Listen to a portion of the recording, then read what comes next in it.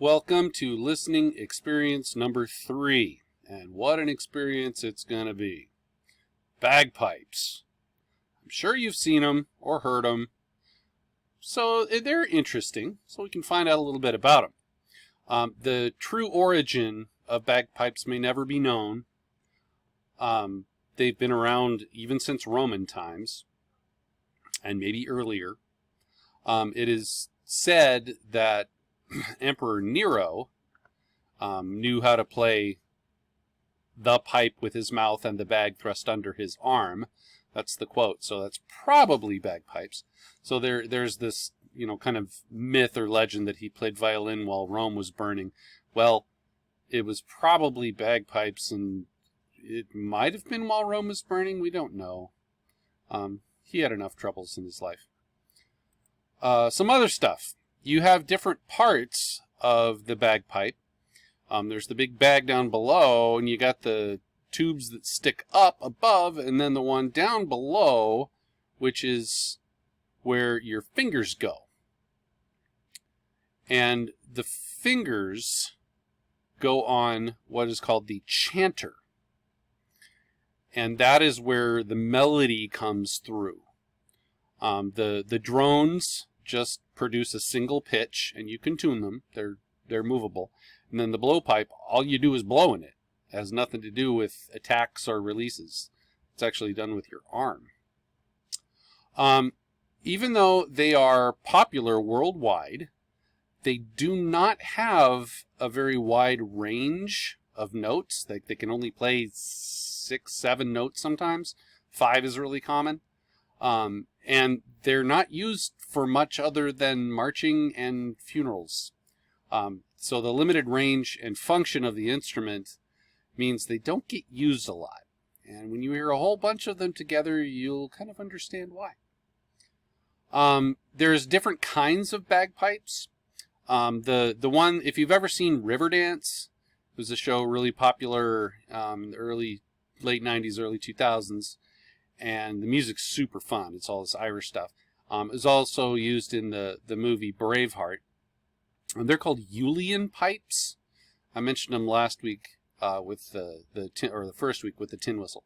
But the Julian pipes are played just by squeezing. They have a bellows that you hook it to your arm and you pull in and out.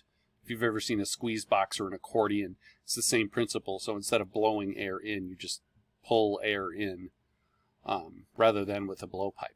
So the Julian pipes are the ones you hear in Riverdance. They have kind of a different sound. You hear them in modern military units when they're marching. Even the U.S. Air Force Band has a guy that's his full-time job. But they use what's called the Great Highland Bagpipe. And those are the big fancy ones. Looks like they're kind of carrying a vacuum bag under their shoulder.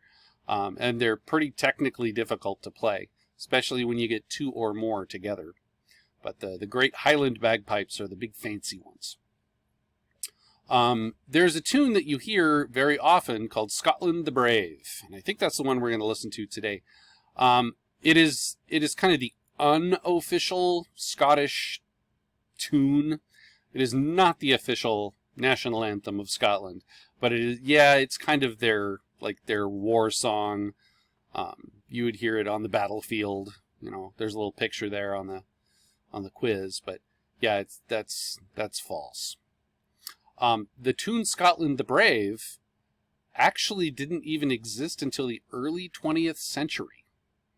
So they would not have played that particular tune in antiquity, or even in, maybe by the First World War. You could have heard it definitely by the Second World War. But it's an early 20th century tune, so it's relatively new. There are bagpipe manufacturers all over the world. However, the most bagpipes annually are actually made in Pakistan. Probably because the materials and the labor are cheaper there, and that's one of their main exports. So if you're in the market to go, buy your first set of bagpipes and you want some that are really well made, you know, it's worth considering a Pakistani brand, because they do good work. When you see a senior drummer in a pipe band, that's the guy marching out front, or girl. And they're the one that has the huge long stick that they call a mace. And they're typically, in wartime, that would be the person that would march out in front of the army and ceremoniously strike the first blow. That's where the big mace comes from. But we call this the drum major. And that's the one that leads the marching or ceremonial band and tells them when to play and when to turn and things like that. I mentioned earlier the part of the bagpipes that doesn't, you don't touch it, but it's the ones that kind of rest on your shoulder and your arm. They're called the drones, and they produce 2 or 3 pitches depending on how many you have. And it gets that, that kind of nasal, long sound that goes constantly. So it's a bit of an acquired taste. So I've got an example for you here. Pentatonic instrument. That's the thing I meant to mention earlier. Oh, also, yeah, they're typically keyed in B flat. So it is possible to have them play with a concert band. I've done it when I was in the military, and it's interesting. So here is a quick recording of the bagpipes. Here we go. Full screen.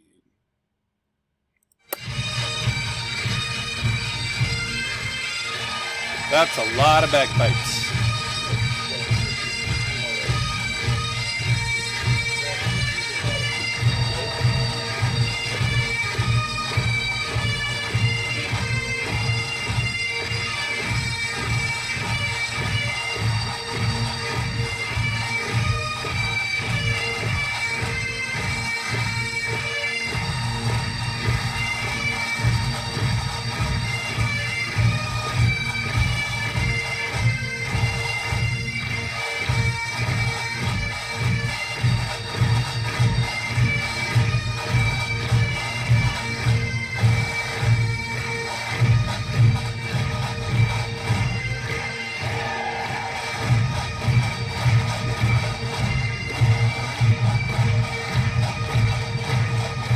When they flip around like that, it's called a counter march.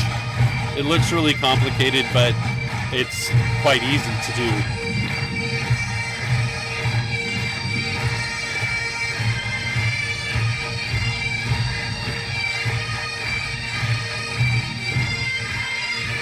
I think this is 12 separate pipe bands all marching together.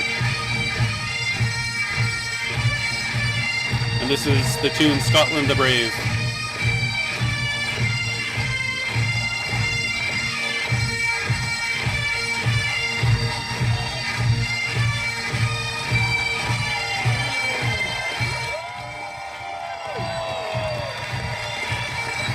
Alrighty.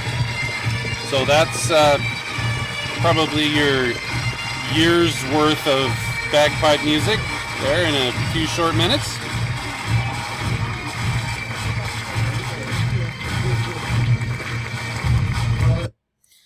Okay, so I hope you enjoyed a little bit of bagpipe history, and we'll see you next week.